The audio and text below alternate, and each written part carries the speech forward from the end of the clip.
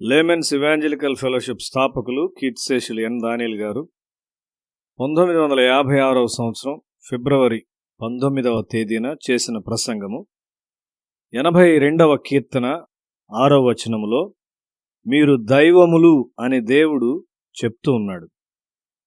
నీవు దేవునితో సహకరించినప్పుడు నీకు సాధ్యము కానిది ఏదీ ఉండదు.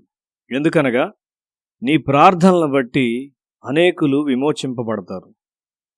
దేవుడు ప్రజలను నరకము నుండి లాగగలడు.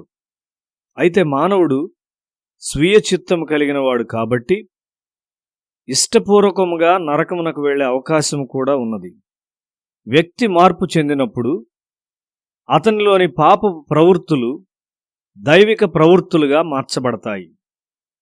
అయితే అతనిలోని స్వీయ చిత్తమును దేవుడు తీసివేయలేడు. ఆయన నిన్ను సొదొమ నుండి ఆహ్వానించును గాని బయటకు వచ్చుటకు నిన్ను బలవంతము చేయుడు. నీవు ఇష్టపూర్వకముగా బయటకు వచ్చుటకు ఎంచుకొనకపోయినట్లయితే ఆయన నిన్ను బయటకు తీసుకొని పోవుటకు ప్రయత్నించినప్పుడు కూడా నీవు వెనుకకు చూచి నశించిపోతావు.